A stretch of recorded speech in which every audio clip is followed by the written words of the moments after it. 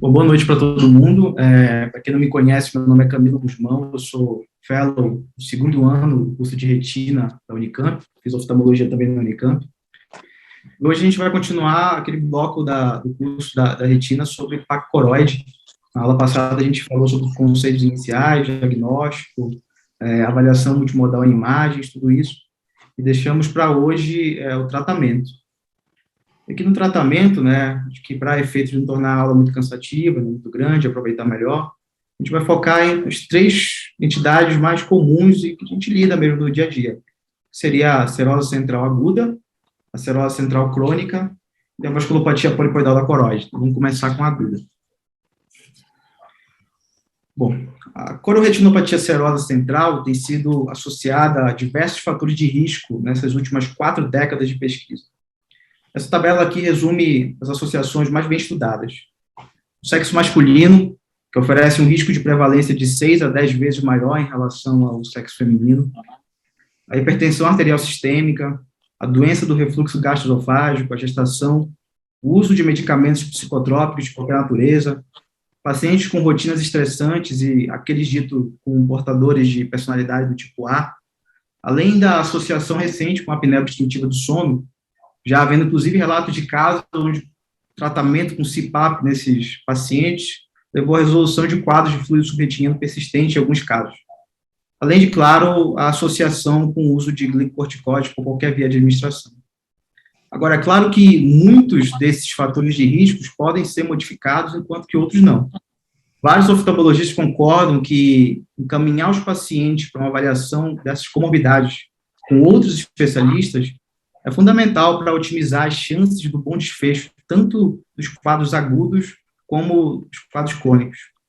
Tratar a hipertensão, encaminhar um paciente com apneia do sono, por exemplo, avaliação da necessidade de um CPAP, se não for ajudar a melhorar o quadro de serose, ao menos vai ajudar a dar alguns anos a mais de sobrevida para o paciente. Particularmente aqui, a questão sobre o uso dos glicocorticoides deve ser analisada com mais atenção. Porque, diferentemente do que ocorre para vários outros diagnósticos diferenciais de serose central, como onde o uso dos glicocorticoides não teria relação com a piora e nem com a melhora do quadro, como no caso da DMRI, por exemplo, ou até mesmo outros diagnósticos em que os corticoides são definitivamente considerados como uma terapia de primeira linha, como é o caso da doença de Vogt-Arada e da esclerose posterior, aqui na serose, esses medicamentos estão associados a um pior desfecho. Eu vou retornar mais à frente aqui, sobre essa questão, quando eu falar sobre o papel dos corticoides na fisiopatologia da serose central. Agora, como estamos falando ainda sobre o quadro agudo da serose, queria apenas chamar a atenção para o fato de que, dentre todas as medidas de mudança nos fatores de risco, a suspensão desses medicamentos é aquela que mais tem evidência de eficácia. Então, isso aqui é muito importante. Para todos os pacientes com serose central, devemos sempre investigar a história do uso recente ou do uso atual de glicocorticoides. E sempre que possível, tentar suspender o medicamento ou encaminhar o paciente para uma consulta com um clínico para avaliar essa possibilidade. Bom, a fotocoagulação focal dos pontos de vazamento extrafoveais identificados pela angiografia foi o primeiro tratamento recomendado para tentar abreviar o tempo de duração do descolamento neurosensorial retiniano na serose aguda. A lógica de tratamento é tentar estimular a ativação do EPR localmente e recuperar a barreira hematorretiniana interna, reduzindo a permeabilidade através do EPR da corocapilar. O efeito clínico dessa modalidade ainda é controverso, já que diversos estudos de melhor qualidade falharam em demonstrar algum benefício desse tratamento sobre a acuidade visual a médio e longo prazo. Apesar disso, alguns trabalhos sugeriram que a aplicação do laser pode abreviar o tempo da duração do DNS em alguns meses. É importante destacar também que a aplicação do laser térmico, seja de argônio ou de iodo, pode ser um fator de risco para o desenvolvimento de neovascularização macular iatrogênica, especialmente se realizada em configurações de alta energia e mira menor que 100 micra.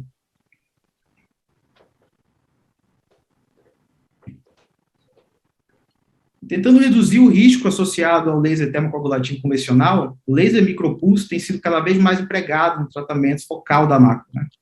Aqui, geralmente, é feito um grid de disparos com energia sublimiar, limitados à área de vazamento identificados na angiografia. A vantagem desse laser é justamente reduzir o dano térmico causado na retina interna e na coroide, enquanto mantém a sua ação na retina externa, no EPR.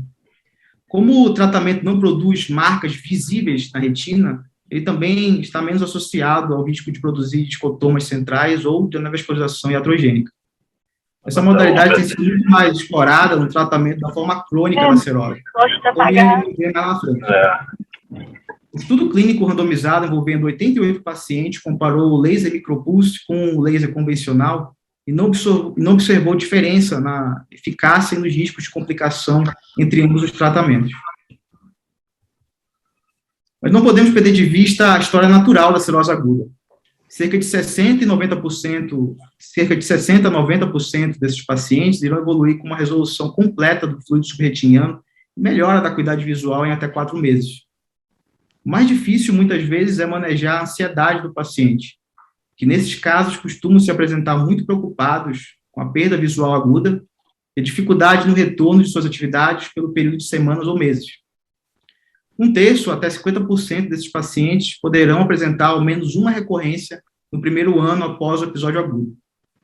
E somente uma minoria, até 16%, irão cronificar apresentando múltiplos episódios de recorrência, alterações pigmentárias difusas e atrofia na retina externa e no EPR. Então, como a forma aguda da cirrose geralmente evolui sozinha com um bom prognóstico, a maioria dos casos pode ser simplesmente acompanhado de perto.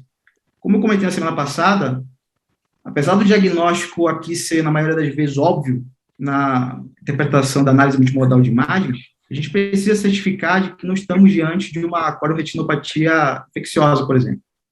E se formos olhar para o que diz a literatura atual sobre esse tema, o tratamento ativo dessa doença somente deve ser recomendado para aqueles casos com perda visual bilateral ou aqueles pacientes que necessitarem de recuperação mais urgente da visão binocular.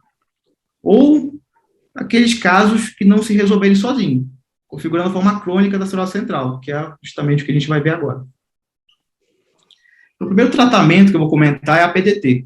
Na realidade, é uma sigla em inglês para terapia fotodinâmica. Esse tratamento já foi muito utilizado no passado para DMRI exudativo, mas com o surgimento dos antiangiogênicos intravítreos, a PDT foi caindo em desuso até se tornar muito menos acessível nos dias atuais. Aqui no Brasil, a comercialização do Visudini não é mais liberada pela Anvisa, o que praticamente tornou essa modalidade de tratamento indisponível no nosso país.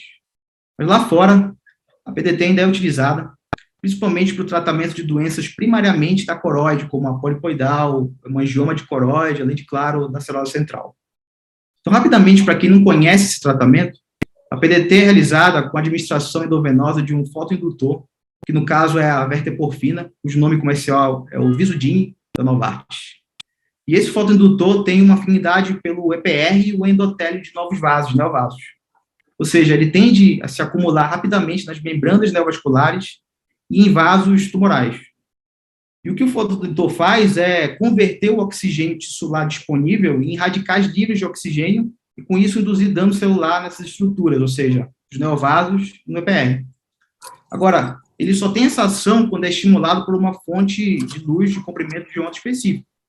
Então, o tratamento é feito com a aplicação de um laser que tem uma mira configurável para abranger a área que você deseja tratar, e com uma determinada energia, que depende do tempo de exposição e da potência do protocolo utilizado.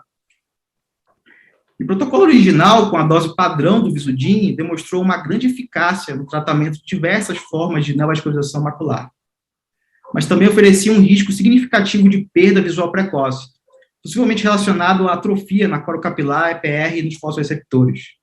Visando mitigar esse risco, foi proposto um protocolo empregando uma dose reduzida do PDT. Nesse protocolo, o tempo de fluência do laser é reduzido pela metade, visando limitar a ativação do fotoindutor na retina.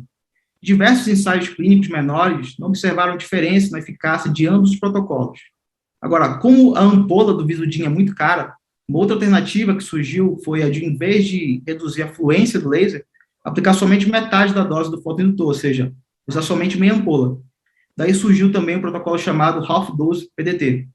Em relação à eficácia das duas estratégias, o que temos de evidência disponível sugere que não tem diferença.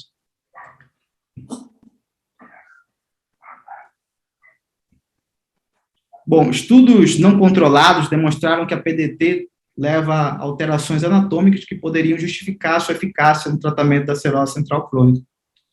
Uma redução sustentada na espessura coroidiana e também a redução no líquido subretiniano. Uma meta-análise de 2014, que conseguiu reunir quase 20 estudos não randomizados, concluiu que a PDT pode resultar na melhora da acuidade visual a médio e longo prazo nesses pacientes. O laser micropulso vem se tornando bastante popular no tratamento da cirrose central devido à grande dificuldade no uso da PDT. O tratamento é realizado nas áreas de leakage e hiperpermeabilidade vascular detectadas pela angiografia fluoresceínica e com a endossenina verde.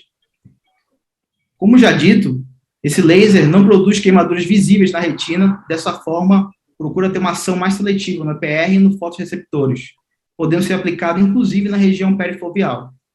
O mecanismo de ação do laser micropulso ainda não é completamente compreendido, mas acredita-se que ele induza a ativação do EPR, recuperando a sua função de bomba de barreira hematorretiniana. Diversos estudos têm aplicado protocolos bastante diferentes da técnica de micropulso de alta densidade. Vários parâmetros podem ser configurados e, com o objetivo é não produzir marcas visíveis na retina, fica difícil definir a potência dos pulsos para cada nível de pigmentação do EPR. Bom, eu obviamente não tenho experiência com o uso desse laser, mas acredito que o Dr. Michel tenha, então eu deixo para ele comentar mais sobre esse ponto aqui lá na frente. Cerca de 50% dos pacientes irão necessitar de uma segunda aplicação do laser.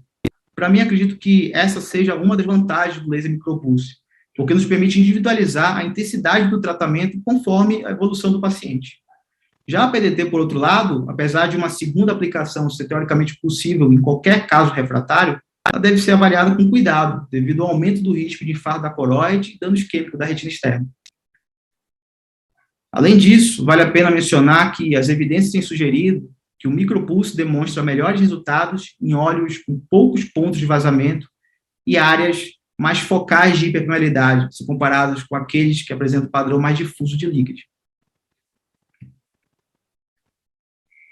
Já existe um grande número de ensaios clínicos comparando a PDT com o laser micropulso na cirrose central, resistente ou crônica.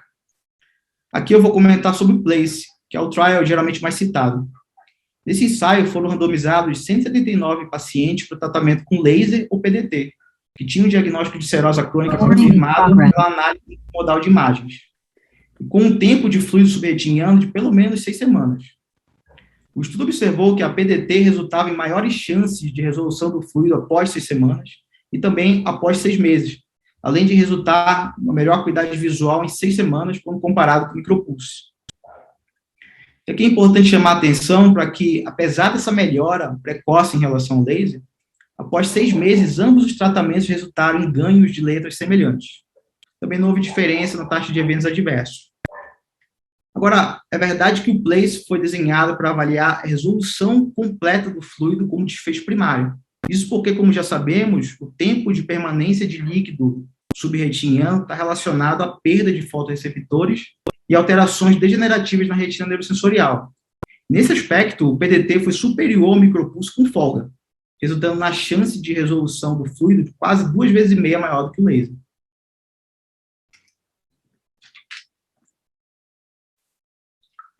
Então, a gente já falou sobre o PDT e o laser micropulso. Agora a gente vai conversar sobre essa modalidade de tratamento que tem sido muito discutida nos últimos anos. Muito mais agora com a publicação no ano passado do muito aguardado VICE, que comparou a eficácia de um antagonista da aldosterona versus o tratamento placebo. Mas antes de falar sobre esse fármaco, acredito que vale a pena comentar sobre de onde surgiu todo esse interesse pelo uso dessa classe de diuréticos. Para chegar nesse ponto, eu preciso explicar rapidamente o que nós sabemos até o momento sobre o papel dos glicocorticoides na fisiopatologia da cirrose central. Existem basicamente 2 grupos de hormônios corticoides produzidos no organismo: os glicocorticoides e os mineralocorticoides. A aldosterona é um importante hormônio da família dos mineralocorticoides, sendo produzido nas glândulas suprarrenais, atuando principalmente na regulação do balanço hidroeletrolítico nos rins.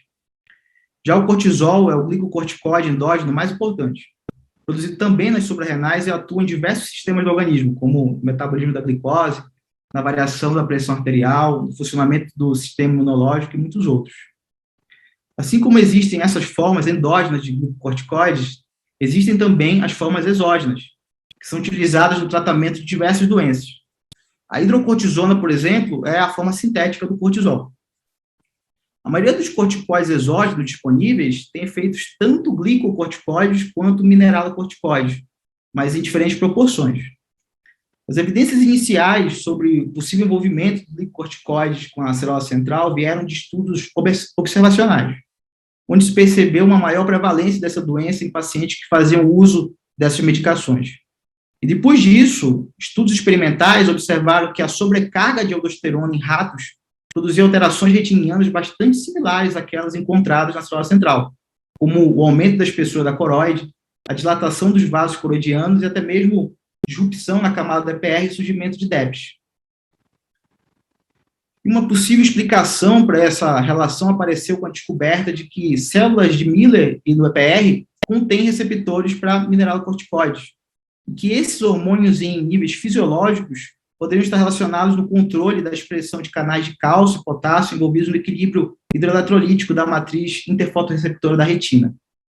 Além disso, já se sabe há vários anos que a expressão aumentada desses receptores para mineralocorticoides nos diversos outros tecidos do organismo é um evento comum a várias doenças vasculares.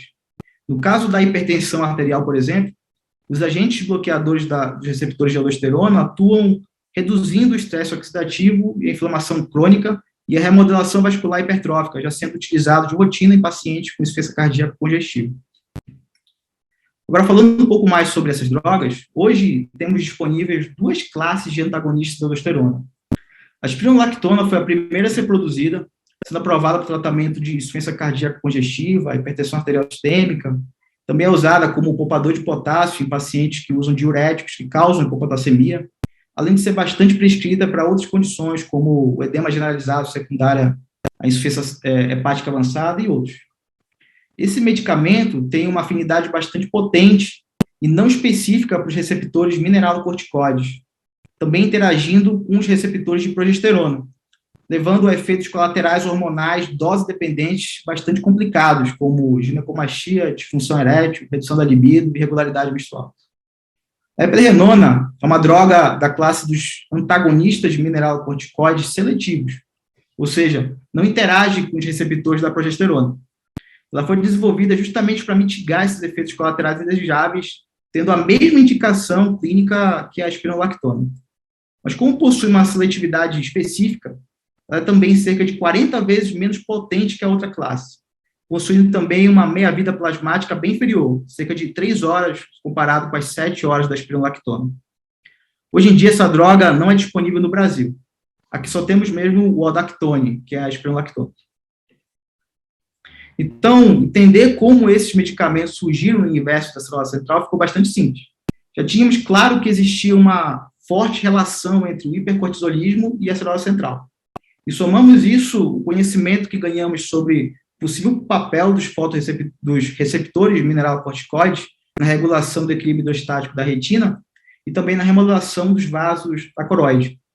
Dessa forma, foi natural olhar para os antagonistas da aldosterona como possíveis adjuvantes no tratamento da cerose. São medicamentos bastante baratos e disponíveis, possuindo uma grande experiência clínica no tratamento de outras doenças e apresentando efeitos colaterais manejáveis, que não eram dos piores se a gente pensar que ainda não existem outras alternativas medicamentosas para essa condição. E devido ao perfil desses efeitos colaterais, a eplerenona, que é o antagonista seletivo, apesar de ser menos potente, foi a droga escolhida pela maioria dos trabalhos. Eu trago aqui 3 estudos da década de 2010 que avaliaram a eplerenona em casos de cerose central crônica. Como vocês podem ver, os resultados foram controversos. Na verdade, nos últimos 20 anos foram publicados vários outros trabalhos sobre esse tema. Mas o que eu quero mostrar aqui com esses 3 é só uma coisa. A gente sempre acabava topando com resultados controversos. A hipótese era boa e o mecanismo de ação fazia sentido do ponto de vista biológico. Muitos colegas começaram a usar esses medicamentos na prática clínica e tiveram bons resultados. Essa imagem, por exemplo, ilustra o quadro avançado de cerose central bilateral em um homem de 77 anos. E após 3 meses do início da eplerenona de 50 mg dia, foi observada uma grande melhora do edema intrarretiniano que se manteve estável após 12 meses de tratamento. Apesar de casos como esse nos animarem para usar os antagonistas da aldosterona, a gente não pode perder de vista o que se espera realmente do próprio curso da doença. A grande maioria dos casos agudos vão melhorar sozinho em até 4 meses, e a maioria dos casos que cronificam costumam evoluir com uma grande variação do fluido subretiniano com o passar dos meses, apresentando um período de melhora e de piora. Então, o que nós devemos buscar é um estudo clínico bem conduzido, que realmente comprove ou não a eficácia dessas drogas. E essa controvérsia melhorou um pouco com a publicação recente de um já aguardado trial envolvendo 22 hospitais e 114 pacientes. O VICE, que publicou os resultados de 12 meses de follow-up em janeiro de 2020, na revista Lancet, né, avaliou o uso da eplerenona comparado com tratamento placebo em pacientes com cirrose crônica de duração maior ou igual a 4 meses e virgens de outros tratamentos. O desfecho primário foi a acuidade visual final. E aqui, apesar da torcida para que desse certo, o uso da droga não demonstrou nenhum efeito superior ao grupo placebo. Mas, como esse estudo está em amplo debate, já que foi publicado há pouco tempo, acredito que seja útil chamar a atenção para alguns pontos que devem ser ponderados. Primeiramente, o estudo acabou incluindo uma população com boa acuidade visual baseline, que nesses casos pode limitar o ganho de letras pelo efeito teto. Apesar disso, os grupos estavam bem pareados em termos de visão, os pacientes tratados com grupo placebo ganharam uma média de 4 letras, o que ainda está dentro do limiar discriminatório estatístico do trabalho, que foi de 5 letras. Vale a pena citar também que a medida do fluido subretiniano, espessura da coroide central, baseline, foram maiores no grupo tratado com eplerenona do que no grupo placebo. Por fim, a eplerenona é um medicamento bem menos potente do que outros da mesma classe, como, por exemplo, a espironolactona. Mas, ainda assim, o seu uso tem sido preferido devido aos potenciais efeitos colaterais da espironolactona, que podem ser maiores em tratamentos mais prolongados ou em pacientes com outras comorbidades sistêmicas. Então, acredito que esse tópico, inclusive, seja um bom ponto de discussão no final da apresentação. Mas, de certa forma, o VICE acabou gerando algum norte sobre a prescrição de antagonistas da aldosterona no tratamento da cirrose central. O estudo alcançou uma boa qualidade metodológica ao ser realizado de forma randomizada, duplo cego, inclusive com compliance dos participantes nas visitas de segmento de quase 99%. Estudos prévios não alcançaram esse nível metodológico. E ainda assim, vários desses trabalhos que tentaram comprovar algum efeito desses medicamentos falharam. Então, definitivamente, a gente não pode dizer que o Weiss colocou um ponto final na questão do uso dos antagonistas da aldosterona. Mas acredito que ele veio abrir nossos olhos sobre a importância de realizar ensaios clínicos bem conduzidos para guiar a nossa conduta diante de novos tratamentos.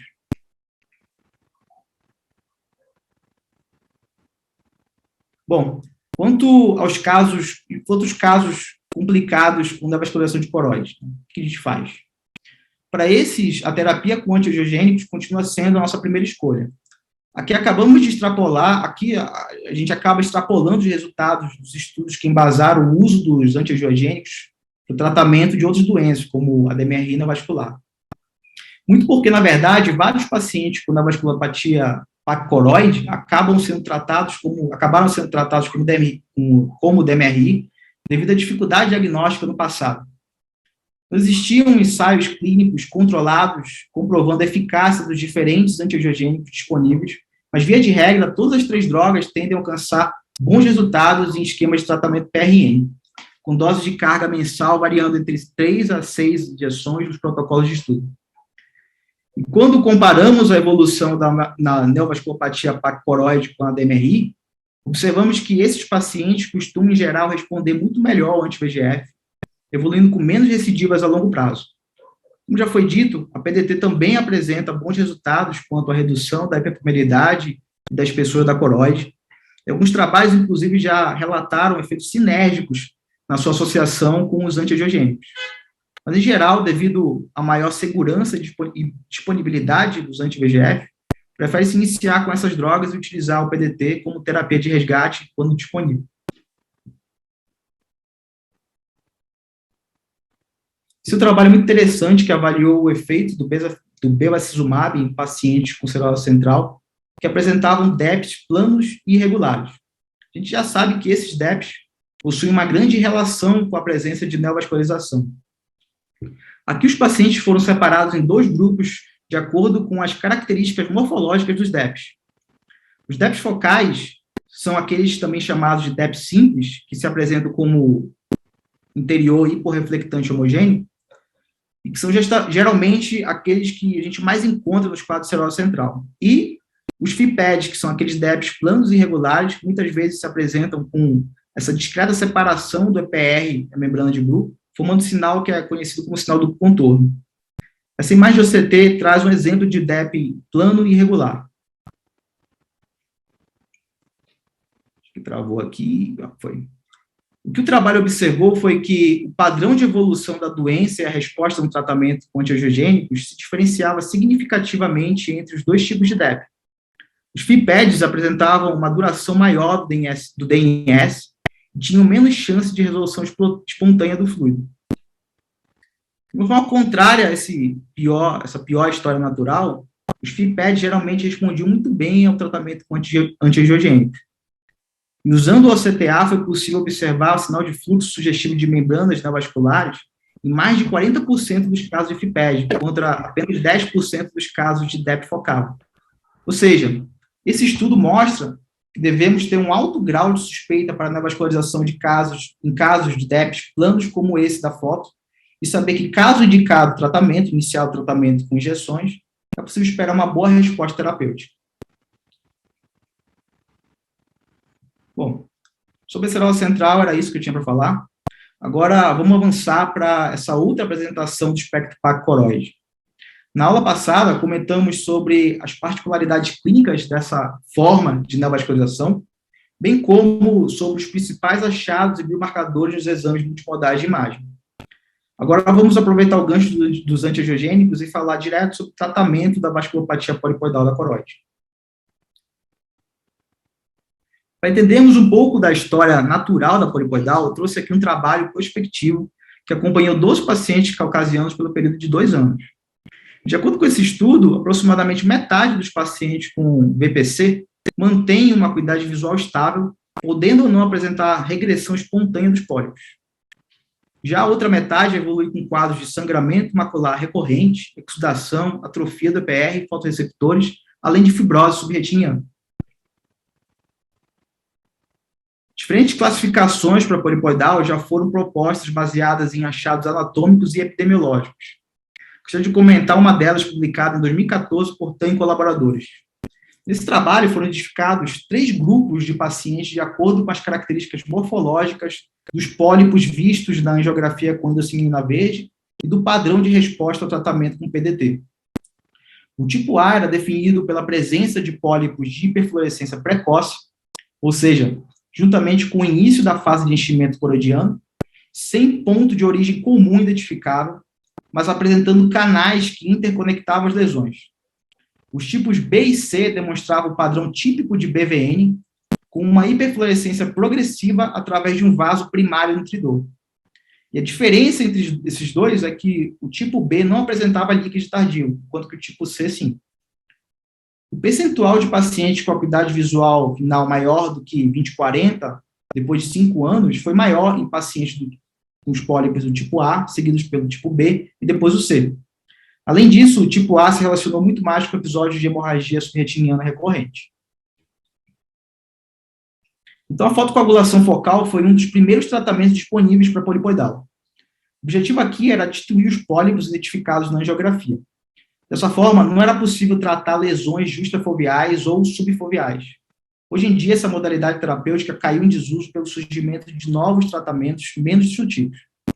Ainda assim, existem séries de casos com bons resultados utilizando laser focal como terapia adjuvante em lesões distantes da fossa. Vale lembrar que o maior risco relacionado ao laser, além de, claro, o escotoma paracentral e o alargamento da cicatriz, é a alta taxa de recorrência das lesões. Isso acontece porque é muito difícil conseguir destruir completamente a rede vascular que alimenta as lesões polipoidais. Já a PDT foi uma modalidade terapêutica que ganhou muita força no final da década de 90 e início dos anos 2000. Muitos estudos já comprovaram a eficácia desse tratamento na estabilização ou melhora da acuidade visual, além da própria regressão das lesões polipoidais, em cerca de 80 a 95% dos casos. Mas esses resultados, inicialmente animadores, começaram a ser questionados quando surgiram os reportes e follow-ups tardios dos pacientes tratados. Uma meta-análise realizada por Wong e colaboradores em 2015 revelou que a maioria dos casos havia uma perda significativa da visão recuperada após o primeiro ano, com retorno para o baseline ou até pior após 3 anos. Casos de recorrência, obviamente, estavam associados a um pior prognóstico visual, o que chegou a ocorrer em quase 70% dos casos em alguns estudos. Nesse gráfico do lado, podemos observar o declínio gradual da acuidade visual após o primeiro ano de tratamento, principalmente nessa linha pontilhada aqui, que representa o grupo de pacientes que tiveram recorrência da exudação. Como esse gráfico está em logmar, os valores mais próximos de zero no eixo vertical representam uma melhor acuidade visual, por isso que a linha está caminhando para cima, indicando piora da visão. É interessante observar que os pacientes que não tiveram recorrência da exudação apresentaram uma estabilização na acuidade visual, representada por essa linha preta não pontilhada. Isso corrobora com o que se espera do perfil de segurança do tratamento com PDT. Depois da PDT, os antiangiogênicos foram naturalmente o próximo passo na evolução do tratamento da polipoidal, tomando carona dos bons resultados obtidos do tratamento da DMRI neovascular pelos estudos Pivotage Marina e Amplo. Nesse último tópico da aula, eu vou me limitar a discutir apenas 3 estudos mais importantes com relação à eficácia dos anti-VEGF no tratamento da vasculopatia polipoidal. O Everest 1, o Everest 2 e o Planet. Apesar de terem ocorrido outros estudos pivotais anteriores a esses trials, como, por exemplo, o Pearl e o Laptop, esses 3 que iremos analisar são os que realmente servem como base para a conduta mais aceita atualmente do tratamento da polipoidal. Tudo bem, então, o Everest 1 foi um trial, fase 3, que comparou a eficácia do PDT isolada ou em associação ao ranibizumab versus o ranibizumab também em monoterapia. No follow-up de 6 meses, o estudo demonstrou que tanto a PDT isolada como em combinação com o antiangiogênico resultavam em maiores taxas de fechamento completo dos pólipos quando comparado ao ranibizumab em monoterapia. Mas apesar de não ter sido desenhado para ter o poder estatístico de identificar diferenças na acuidade visual, o trial observou que, comparando as monoterapias, o antiangiogênico resultava numa discreta melhor acuidade visual do que o PDT. O Everest 1 contou com apenas 61 pacientes, mas abriu as portas para que um outro estudo multicêntrico, envolvendo 322 pacientes, fosse realizado. O Everest 2, que teve os resultados do primeiro ano, publicado em 2017. Nesse estudo, houve o maior benefício da terapia combinada, tanto na regressão de pólipos quanto no ganho de visão, com uma diferença de mais 3,2 letras, né, em relação à monoterapia com ranibizumab. Só quero chamar a atenção para um detalhe. Esse estudo multicêntrico foi realizado todo na Ásia, e a gente sabe que a população asiática, além de ter uma prevalência aparentemente muito maior de polipoidal do que os latinos e os caucasianos, neles o padrão de neovascularização mais comum é aquele envolvendo o centro da mácula, do tipo B e C, aquela classificação que eu comentei no início da apresentação. Já nas outras etnias, o padrão peripapilar parece ser o mais prevalente. Bom, e nesse gráfico, em barras aqui da direita, é possível observar como a combinação do PDT com o ranibizumab resultou numa taxa de fechamento dos pólipos 2 vezes maior.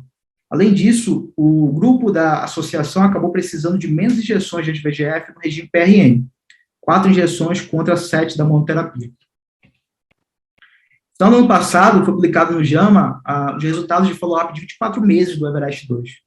Devido a razões éticas, após o primeiro ano de conclusão do estudo, os participantes randomizados no grupo de monoterapia com ranibizumab poderiam fazer switch para o tratamento combinado com o PDT se houvesse indicação clínica.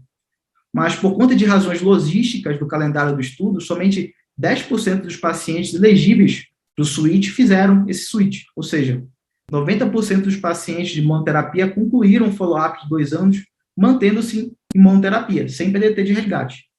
E o que a gente pode ver nesse gráfico é que os resultados do grupo da associação ranibizumab mais PDT continuaram superiores ao grupo que fez uso do antiangiogênico isolado. Por fim, o aflibercept também foi estudado no regime de monoterapia ou terapia combinada com PDT. O estudo Planet.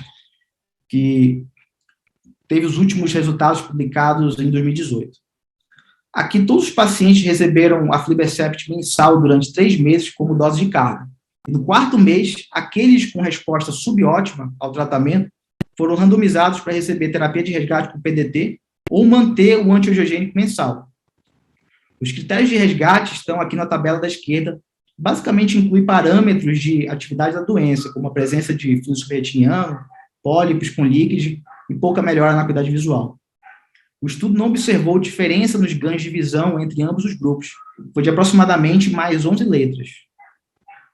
Um achado interessante foi que poucos pacientes necessitaram de terapia de resgate após as 3 doses iniciais de aflibercept, uma média de 13% para ambos os braços do estudo. Não houve diferença estatística também na redução da espessura retiniana central ou na taxa de progressão dos pólipos. É importante ressaltar que nós devemos ter cuidado na interpretação dos resultados desses 2 estudos lado a lado. Isso porque foram adotadas estratégias diferentes de tratamento e segmento dos pacientes com polipoidal. Enquanto o Everest-2 realizou uma dose de carga mensal de 3 meses e o esquema PRN com avaliação mensal, o Planet realizou a mesma carga de 3 meses, mas com um plano de manutenção e aplicação fixa a cada 8 semanas. O total de injeções ao final de um ano não diferiu entre os 2 estudos. Foram 7 no Everest e 8 no Planet. Ainda não há um consenso sobre qual estratégia de tratamento é a mais eficaz de pacientes com PBC. E também não existe nenhum ensaio clínico de boa qualidade comparando lado a lado a eficácia das 2 classes de antiangiogênicos. Dessa forma, a maioria dos especialistas prefere seguir uma das 2 táticas empregadas por esses estudos. O Everest e o Planet foram importantes porque demonstraram o benefício da monoterapia com anti-VEGF em casos de polipoidal. E aqui vale a pena chamar a atenção para outro ponto. Nas aulas sobre o tratamento da DMR exudativa, vimos que tanto para membranas do tipo 1 como as do tipo 2 ou 3, os antiangiogênicos intravítreos são considerados o tratamento padrão ouro atual. Raramente se considera indicar PDT com resgate, preferindo-se, antes disso, realizar o switch entre as classes de anti-VEGF, ou mesmo completar as 6 injeções mensais para só então começar a pensar em PDT. Isso porque a DMR, em geral, responde bem ao antiangiogênico. Mas aqui, na polipoidal, a conversa já é um pouco diferente. Perceba que, nessa situação, a resposta com as injeções é mais variável, e a PDT ainda permanece como uma opção de primeira linha no tratamento combinado, aumentando as taxas de sucesso no fechamento dos pólipos, como demonstrou o estudo Everest. O problema é que, cada vez mais, esse tratamento tem se tornado menos disponível. Além disso, para casos refratários ao anti-VEGF, a PDT é o tratamento de resgate mais indicado, já que não há evidências de benefício no uso de corticoides intravítreos para polipoidal, e a fotocoagulação destrutiva é impossível em lesões próximas da fóvea, além de apresentar uma alta taxa de recorrência. Como o Planet não observou diferença entre a monoterapia e a terapia combinada em pacientes virgens de tratamentos, corroborando com outros estudos que também relataram uma boa resposta no fechamento de pólipos com aflibercept, muitos retinólogos preferem começar o tratamento da polipoidal com a Eylea. E é por esse detalhe no tratamento que o diagnóstico diferencial da DMRI com a polipoidal deve ser realizado. Por fim, a hemorragia submacular maciça é uma complicação rara, mas bastante grave na evolução da polipoidal. Ela tem uma incidência no primeiro ano estimada em torno de 2,5%, aumentando para até 30% após 10 anos de segmento. Quando não tratado, o prognóstico se torna reservado, uma vez que apenas 11% dos pacientes recuperam a visão melhor do que 20/200 em 2 anos. Isso porque, como já sabemos, o sangue no espaço subretiniano induz inflamação e atrofia da retina externa e da camada de EPR. Bom, as hemorragias menores geralmente respondem bem à monoterapia com antiangiogênicos. Mas casos com sangramento extenso geralmente se beneficiam mais da abordagem cirúrgica, como, por exemplo, essas imagens, esse caso aqui das imagens aqui do lado. Várias técnicas podem ser empregadas. A injeção de gás expansível com a posição de cabeça face down, para que a bolha desloque o sangue para fora do polo posterior, geralmente alcança bons resultados em casos com até 72 horas de evolução. O RTPA pode ser injetado juntamente com gás, aumentando as chances de sucesso de acordo com algumas séries de casos publicados.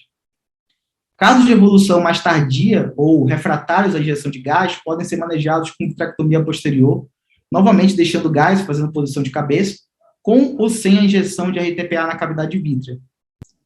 Existe também a técnica de injeção subretiniana do RTPA durante a vitrectomia, com o objetivo de aumentar as chances de trombólise do sangue e conseguir facilitar o seu deslocamento pelo gás.